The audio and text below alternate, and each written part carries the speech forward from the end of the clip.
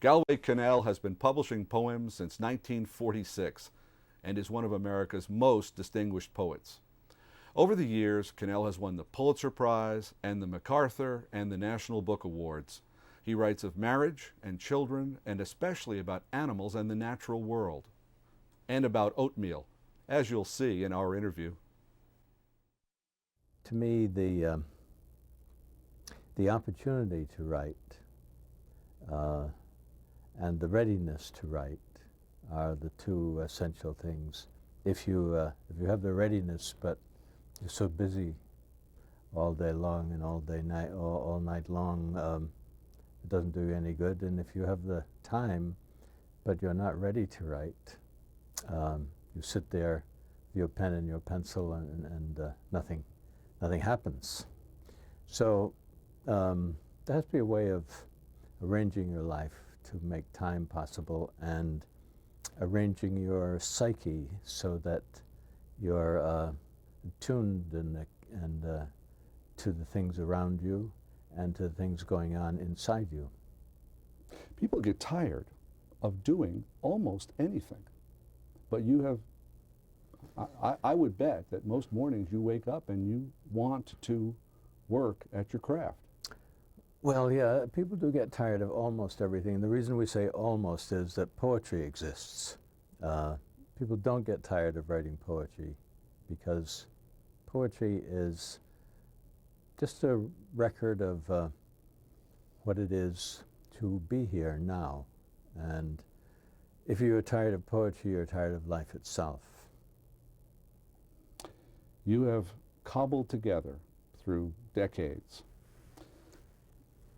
jobs, teaching, as you put it, a semester here, a year or two there, always with that home place that you could return to in the Northeast Kingdom, the northeast section of Vermont. How has this nomadic or scholar, poet, gypsy life affected the writing? Did you see it as a necessity, an inconvenience, or did it actually contribute some? It wasn't. It's not the kind of life I would choose or would have chosen. It had some advantages in the sense that I didn't get mired in a college, in the operation of college and the teaching and the whole student body in a small town, so that the college was, in a case like that, a college could become much of the reality one experiences. So I kept out of academe, except as a visitor here and a visitor there, and that was good. But God, the amount of traveling, pulling up and putting down, and the salaries I worked for. But I had to do it. It was just the only way we could survive. So I was actually grateful that anybody would offer me an adjunct position for a few $1,000s. I took it, and so I lived largely by these part-time teaching jobs, and partly by my readings. So I read all during that time. I not only was teaching, but I was out on the road reading practically every week somewhere. So the that condition I spoke of earlier, that necessary condition, time to write, just often wasn't there. So that period of impoverished roving took a toll on my productivity. You avoided not only all those entanglements in a college and a student body and a town, you avoided college politics. Yeah. By passing through. Mm-hmm.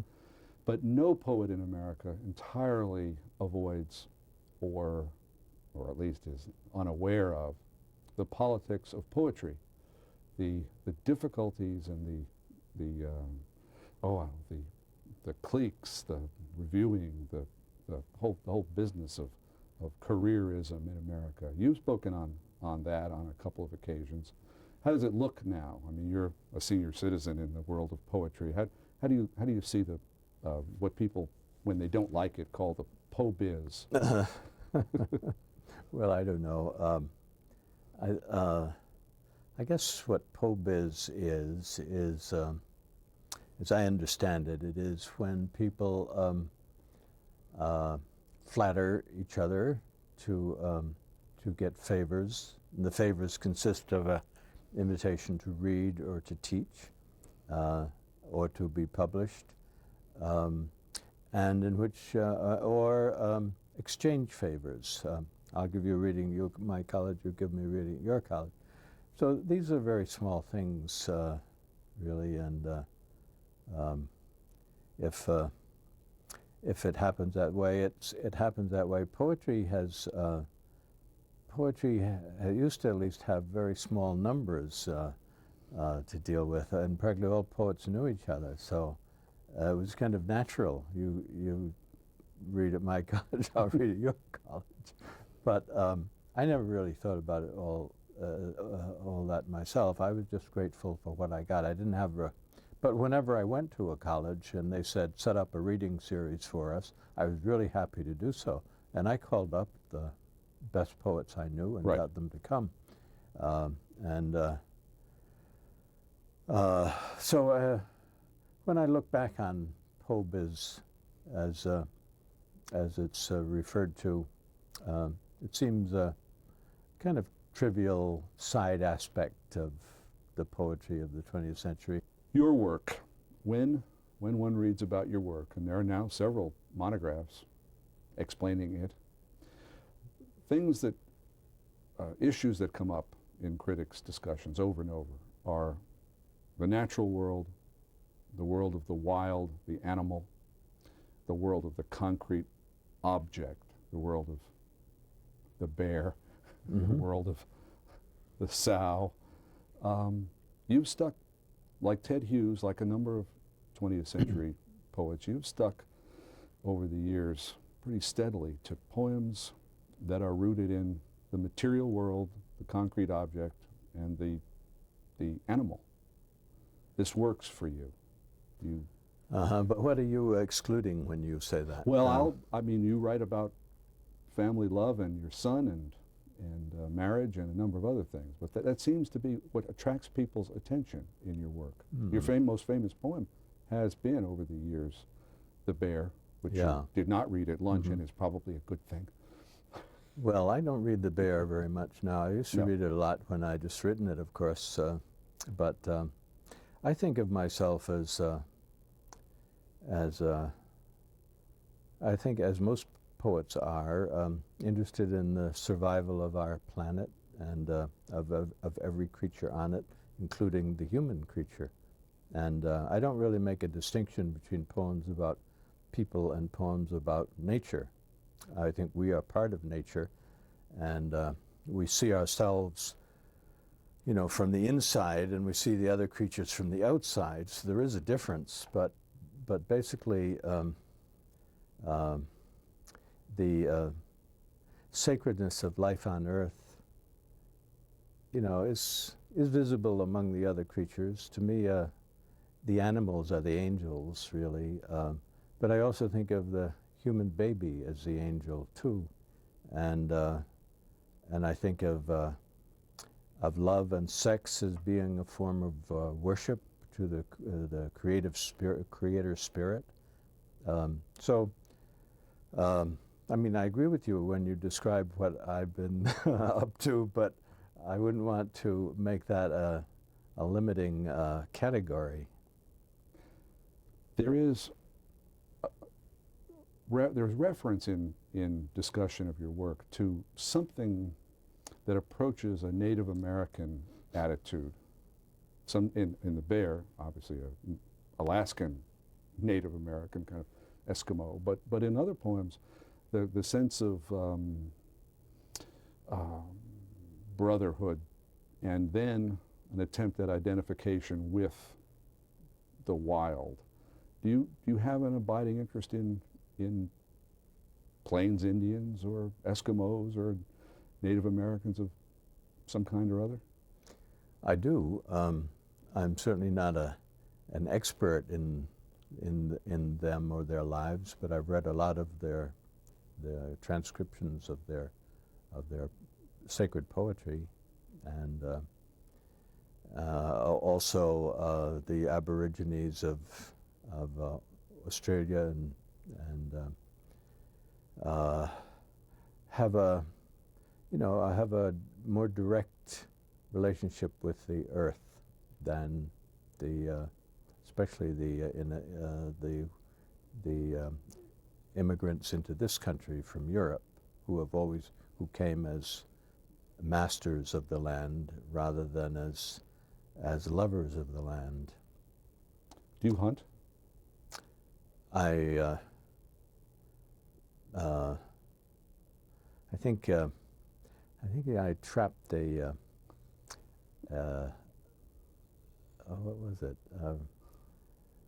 I trapped a small animal, a raccoon. No, that was too big an animal. When I was about 14 or 15, and I skinned it and made a Daniel Boone hat out of it, which rotted on my head. I'm sure, I'll bet. But that's the only hunting I've done. Because some of your poems have to do with the ritual and the propitiation and the reverence and the honor and apology that goes with with that very necessary for but Native peoples. I'm of that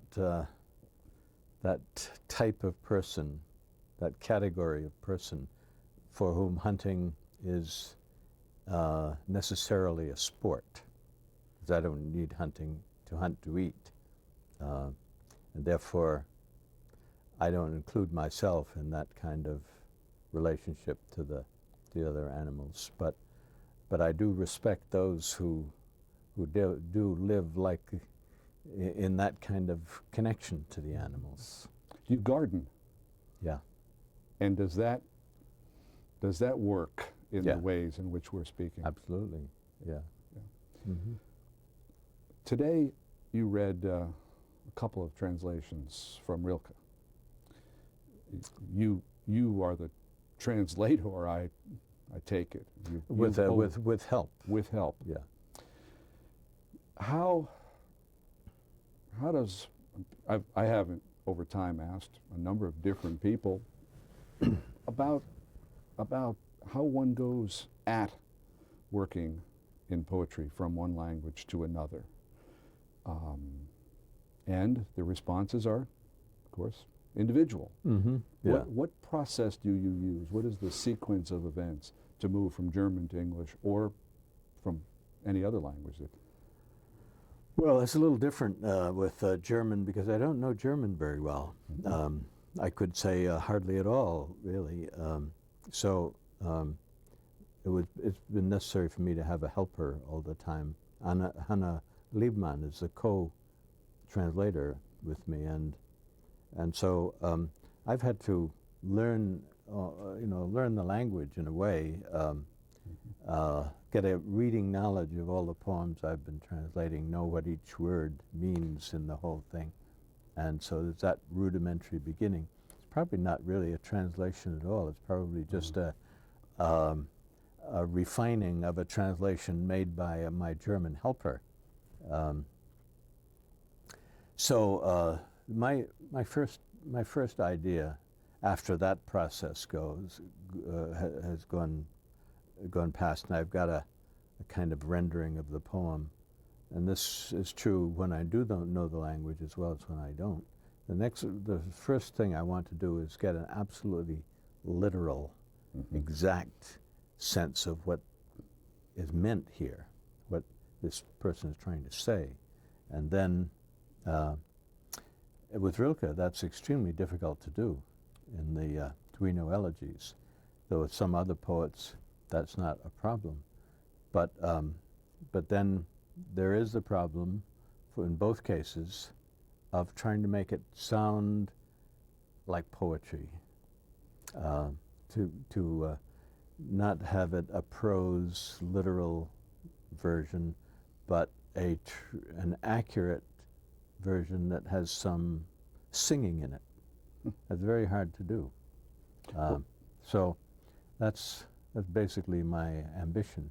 And I don't know that I've ever really accomplished it, except in passages here and there. So you write a poem, of course, becomes your poem in a very real way. In a certain way, it does. It's like writing a poem, except that you've spent all your ideas. Now you're just making it, tweaking it up on the outside, so to speak. What languages have you translated from other than German? French and Spanish. And those you more or less did Well, single-handedly? Spanish I don't really know very well either. German, French I know pretty well. Mm-hmm. I have an old friend, a poet named Thomas Rabbit, who has retired and moved to Ireland, to County Galway, where he is now. He lives in Joom, in fact. And Brendan Galvin is an old friend of mine. Right. Again, another Irish-American poet. Yeah. For both of those men, Ireland has become very important. You have named your son Fergus. You are a Galway. How does Ireland and your Irishness, or what is your relationship to the Irish? How does it work for you in your poetry as well? My mother came from Ireland, and I've gone to Ireland quite a lot myself, and have friends there, and I love being there, and I admire a great deal a number of Irish poets. There's a higher percentage of good poets come out of Ireland than out of most countries, and I think of obviously Yeats everyone admires, and I don't admire him as much as I did when I was just discovering him. And then there's Patrick Kavanagh, whom I still admire just as much as when I discovered him, and Seamus Heaney, and Longley, and Muldoon, and others I could name. So I love their work, and particularly for the language in it, for the music of the language, and for the diction, for that gift of finding the right, if even strange, but the right word for a situation. It's really lovely to read. Well, clearly you've been enriched by the reading of Irish poetry, but separate from that, in this case, what about being enriched by Ireland, the Irish, the language that you hear not from the poet, but from anybody, as you're sitting in a restaurant or a pub or walking around? Has it come into your system and been useful? I don't know. Maybe I haven't lived in Ireland long enough for that to have happened. I certainly think it does happen to one who does live in a country like Ireland, where the language means a lot to the people, and they take great pleasure in the language. And if someone, turns the language in a certain way to express an idea, and bingo, it illuminates the whole idea. Everybody appreciates it. The old-time Vermonters are like that. I almost would say we're like that, because almost all the old-timers are gone. But it's one of the things that drew me to Vermont, to see that great pleasure they took in turning the phrase just right to get what they had to say. So it was both a truth and a witticism simultaneously. But no, that hasn't happened to me in Ireland. I've certainly talked to a lot of Irish people and enjoyed immensely their turns of phrase and but I haven't absorbed into my poetry, I think. You've not set any poems in Ireland. Have I not Have you set set any? Any of your poems take place in Ireland? I think there may be a poem about my mother that's set in Ireland in a graveyard, and I quote the gravekeeper's words in that poem, much as I would do in Vermont. So perhaps you're right. Perhaps it's absorbed it a little more than I thought. I would appreciate it very much if you would read the oatmeal poem. And if you could frame it for us, tell us how it came to be. That would be fine. Yeah, I was at the MacDowell colony, this colony in New Hampshire, where poets and painters and so on are invited to come and spend a time working much in solitude. Everybody has a cabin off in the woods, and people all meet together in common only at breakfast and at dinner. And I never showed up for breakfast, and one day a painter that I come to know said, how come you don't show up for breakfast? And I said, well, I eat oatmeal in my room, in my cabin.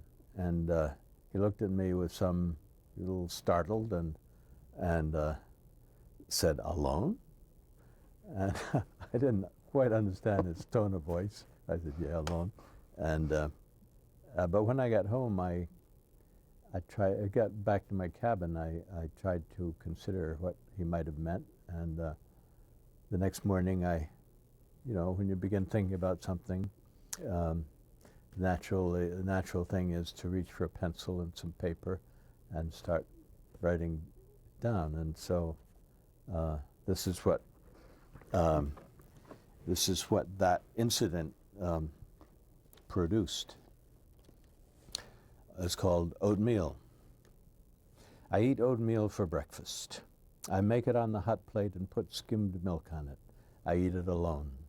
I am aware it is not good to eat oatmeal alone. Its consistency is such that it is better for your mental health if somebody eats it with you. That is why I often think up an imaginary companion to have breakfast with. Possibly it is even worse to eat oatmeal with an imaginary companion. Nevertheless, yesterday morning I ate my oatmeal with John Keats.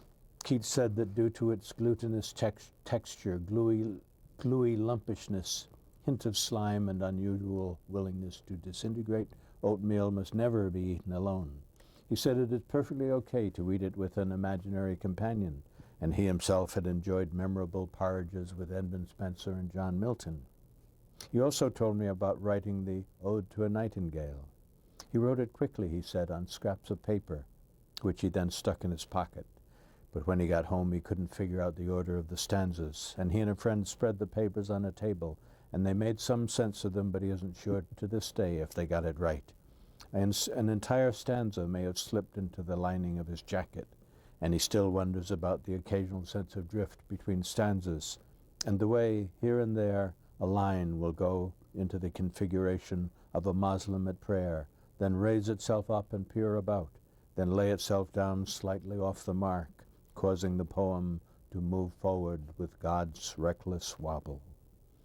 He said someone told him that later in life Wordsworth heard about the scraps of paper on the table and tried shuffling some stanzas of his own, but only made matters worse.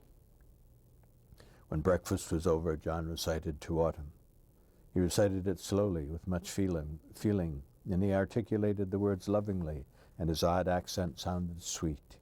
He didn't offer the story of writing the poem. I doubt if there is much of one, but he did say the sight of a just harvested oat field got him started, and two of the lines, for summer has o'erbrimmed their clammy cells, and thou watchest the last oozings hour by hour, came to him while eating oatmeal alone. I can see him, drawing a spoon through the stuff, gazing into the glimmering furrows, muttering, and it occurs to me, maybe there is no sublime, only the shining of the amnion's tatters. For supper tonight, I'm going to have a baked potato left over from lunch. No doubt it will be damp, slippery, and simultaneously gummy and crumbly, and therefore I'm going to invite Patrick Kavanagh to join me.